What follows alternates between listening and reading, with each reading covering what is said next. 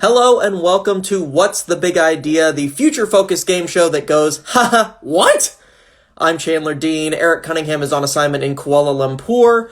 We're very excited for this week's episode. We're going to be having Dr. Daniel Howard, who's the CEO of Quantum Energy Consultants, and we're very excited to have him on. We're going to be talking about sustainable energy and climate action. And in fact, Dr. Daniel Howard has just entered the chat, so let's get right to it.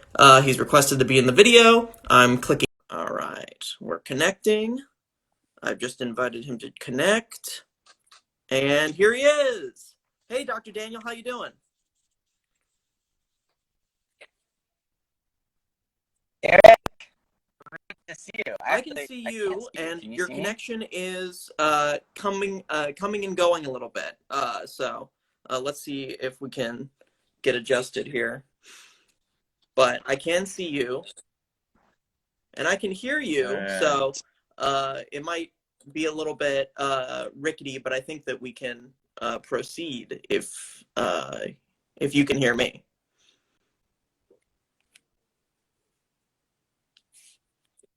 Give me. Okay. I can hear you now. Can you hear me?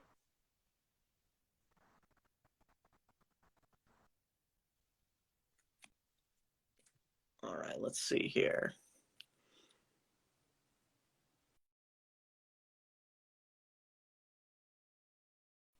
All right, he's just left to reconnect, I think. So we will get right to it momentarily, but hope that everyone is doing well this fine December 14th. We'll wait for him to rejoin and re-request. In the meantime, I can talk about sustainability as far as I am concerned. I don't know if this mustache that I've grown is particularly sustainable. Surely environmentally wise, it probably is. But in terms of whether it's sustainable in terms of a personal investment, whether it's something that I can continue to do, it's unclear because I've received mixed reviews. It's also one of those things where most of the feedback you hear is good. Eric Cunningham is telling me to sustain the stash. And, I agree to a certain extent. I enjoy it. I think it makes things a little bit more distinguished. But, personally, I've only received good feedback on it. But I think there might be some non-response bias that's mixing things up, because if anyone is horrified by it, I think they're being too nice to say anything about it. And Carolina is my most direct critic about the mustache. I think she's, on the fence about it. So that's the most important review here. As we continue to wait to see if Dr. Daniel Howard can reconnect. Can also talk about, thank you, Eric, I really appreciate it. Can also talk about climate action that I have done on a personal basis. There's recycling. I've done that. There's also supporting of candidates who believe in radical climate change or radical climate action. And I definitely personally support that. These do not necessarily reflect the reviews of the Big Idea game show as a whole, but I personally am co-hosting a trivia night for City Council candidate Tiffany Caban, who supports bringing a Green New Deal to New York City.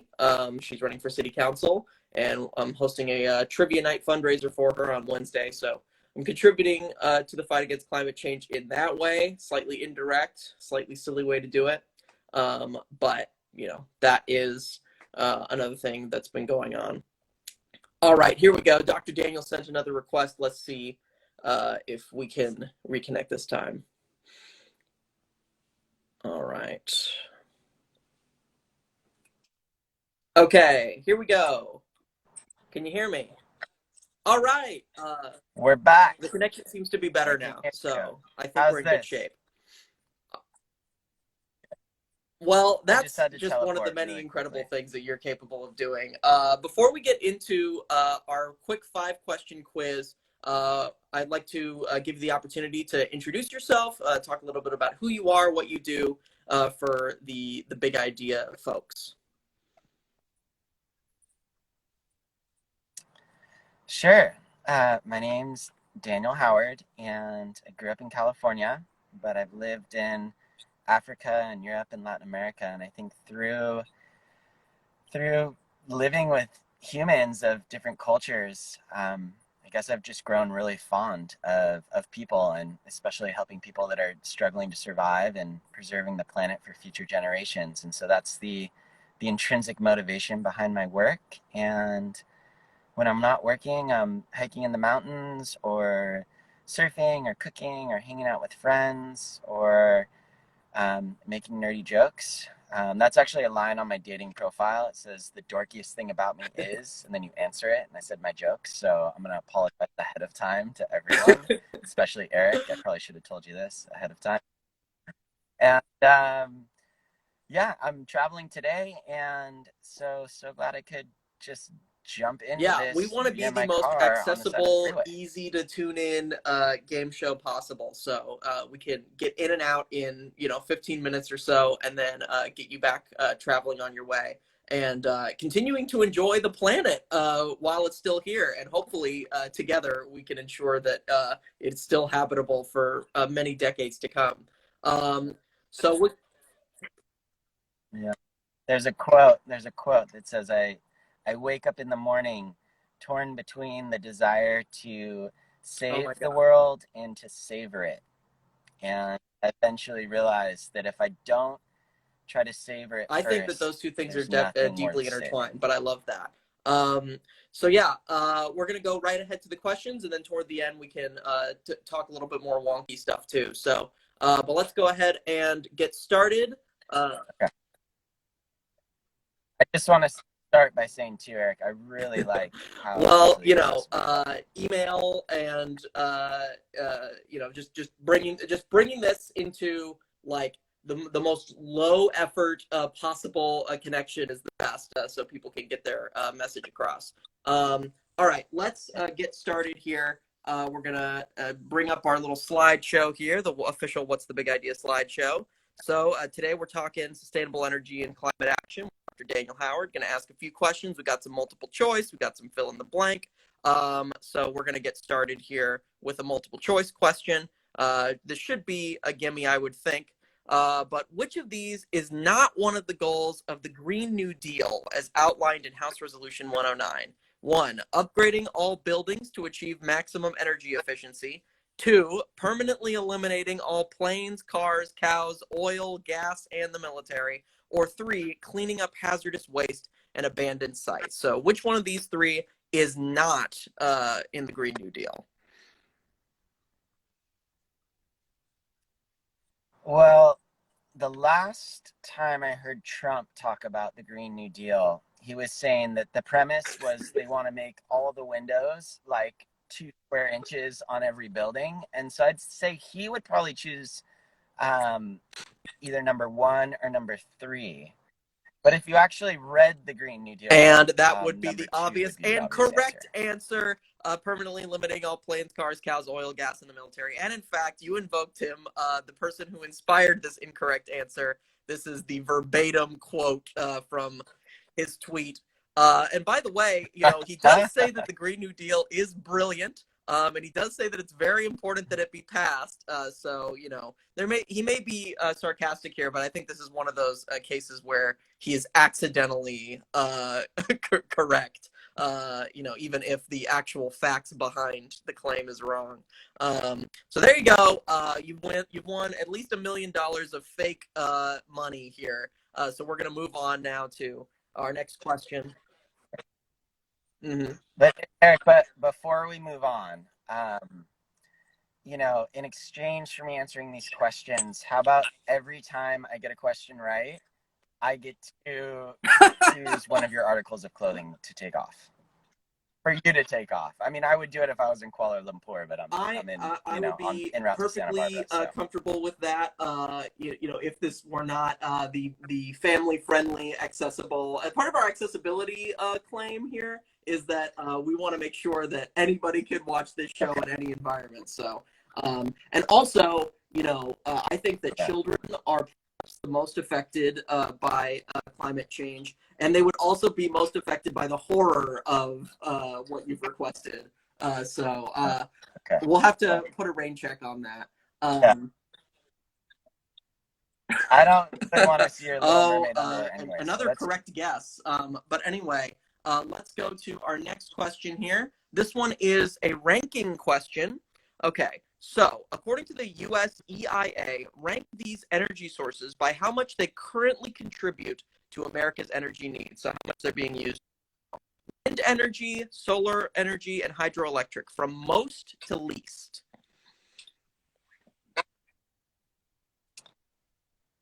Hydroelectric number 1. All right, let's see how Winds you number did. 2, solar number 3. You're absolutely right. And in a world where I consented to your request, I would be in big trouble right now. But instead, it's just $10 million of fake money put into your coffers here. So indeed, that is true. And so let's now move on to our next question here. I believe this is fill in the blank. All right. According to a 2018 United Nations report, human-caused carbon dioxide emissions need to be cut by nearly half of 2010's levels by which year to stave off the worst effects of climate change? Eric, you would be undressed way before 2030. Oh my gosh, and I think you're right, and you are right. There it is, 2030, like magic. Indeed, this is what happens when we bring on an actual expert onto this show. No amount of Googling and research can outflank you. That's another $100 million of fake money going in here. You're pretty soon. You're going to have enough fake money to sort of single-handedly balance out the sheet here and contribute to the infrastructure efforts that need to happen to prevent climate change from destroying us all. By the way, this looks great. Yeah, I just think cut it off right here. That's actually what the mustache is for, is to draw the line from, this needs to be completely pale and this needs to be as tan as can be. So I got out my geometric ruler and calculated the angles just so. Oh, that's so kind. And we really appreciate it. Now we're going to go to a real or fake idea here. So this is, we've got a piece of information here. You tell us whether it's real or fake. Okay. A group of 21 young people believe that America's failure to address climate change infringed upon their constitutional right to a healthy environment. So in 2015, they sued the executive branch of the U.S. government. What was the restitution sought? A sweeping climate plan to ensure their generation gets the future they deserve. Is this something that really happened, or did we make this up? Well, now you're getting into questions that aren't research related and are more hypothetical. All right, let's see if that's the case. Real. It's real. You're absolutely right. And I believe you're now adding $1 billion of fake money to your account here. We multiply by 10 every time, sort of like the exponential nature of what will happen if we don't act on climate change. But yes, it's real. And unfortunately, at the beginning of this year, a federal appeals court tossed out that climate lawsuit. But I really liked this dissension from the one judge that did not vote to overturn it, which is that this is as if an asteroid were barreling toward Earth and the government decided to shut down our only defenses. Seeking to quash this suit, the government bluntly insists that it is the absolute and unreviewable power to destroy the nation. Staten wrote, "My colleagues throw up their hands, concluding that this case presents nothing fit for the judiciary." I just thought this is a beautiful, Ruth Bader Ginsburg level clap back from this judge. But yes, that was thrown out of appeals court. But nevertheless, the kids who are now becoming adults who brought this suit are continuing to be climate activists and continuing to advocate for change. So it will surely eventually have a happy ending. All right. So in any case, we're now coming to the final question here. This next one is going to be open-ended. This is the chance to get wonky. You've already aced all the questions, and this last one I think is impossible to get wrong for 10 billion hypothetical fake dollars. This is the your big idea question, and I know that you probably have a lot to say about this. So this is your big idea. The Electoral College convened today to officially select Joe Biden as the president-elect. After Inauguration Day, what can and should the Biden administration do to ensure the United States leads when it comes to sustainable energy and climate action?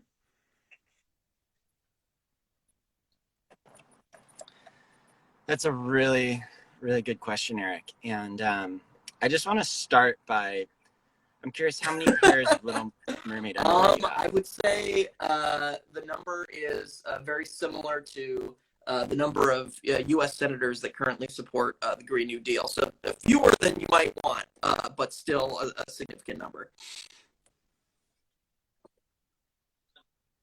All right. Well, moving on.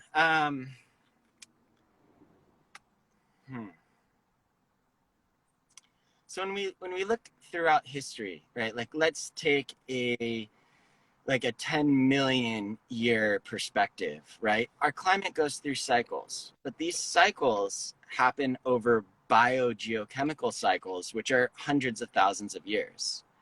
And the changes that have happened in the last 1 or 200 years typically take 1 to 200,000 years to happen. So the rate of change is extremely abnormal, and it can be measured and directly correlated to the amount of greenhouse gases in the atmosphere.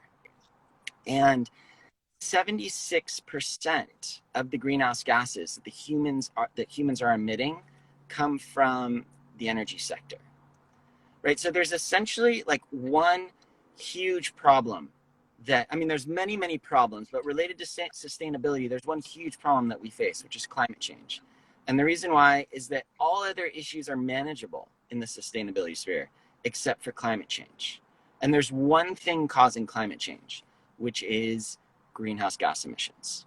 And 76% of those come from the energy sector, right? So there's essentially one solution, which is to stop emitting greenhouse gases. And again, 76% of them come from the energy sector. So if we decarbonize the energy sector and we don't do anything else, right, it would be good to stop deforestation too.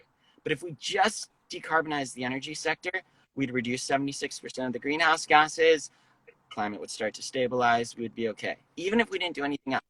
Now, let's say we don't decarbonize the energy sector, and we do everything else, and everyone has the reusable bags and water bottles, and there's no plastics, and there's no this or that, we're still screwed. So my big message is that there's one main issue, threat, like there's one main existential threat to the earth right now, which is climate change. There's one thing causing it, which is greenhouse gases. There's one solution, which is to stop emitting them. And the majority of them, 76%, come from the energy sector. And when we look throughout history, all of the major successful energy transitions have been based on effective policy. So it's policy that drives successful energy transitions, and thus getting key policymakers in office that can successfully implement policy that aligns the financial markets and actually mandates industries to make this transition is what we need. And so my answer to that question would be, we just need to make sure now that the people are in office, and they are designing effective policy, are able to implement that and have it become a legally binding framework. And Europe now has the first legally binding framework to meet the Paris Agreement, where all 28 member countries had to submit national energy and climate plans from 2020 to 2030, and they're legally mandated to meet them. What happens once the policy is in place? Well, the financial markets follow. So the European Investment Bank is no longer investing in fossil fuel energy plans or energy projects after next year. And they now have a $500 billion fund, way more than the number of pairs of mermaid underwear you have, to $500 billion fund for strategic investment, half of which needs to be spent on clean energy, all of which needs to be spent in accordance with the Paris Agreement, right? And so I think that they have nailed the first model that's going to work, because they have legally binding policy plus the financial markets backing it. And so that's what I would say for the US, is have legally binding policy, have the financial markets backing it, which determines where money gets loaned, which determines interest rates, which determines which projects are approved. And there you go. We've got an transition educated policy. here in the Big Idea audience. And I will say this, Dr. Daniel Howard is the winner of this week's Big Idea. And you do get 10 billion. Like, what were we at, 10 billion or 100 billion? We'll give you 100 billion. We'll start to approach that number that we need to make that change happen. But thank you so much for doing the show. Thank you so much for sharing your insight. And as promised, we want to let you get back on the road. And I need to start, investing in more underwear, apparently, specifically Little Mermaid underwear. So, could you send me one of the pairs? Ideally, yeah. one of the used I'll give pairs. my answer off camera. But thank you. Have a good one. Thanks so much for doing the show. And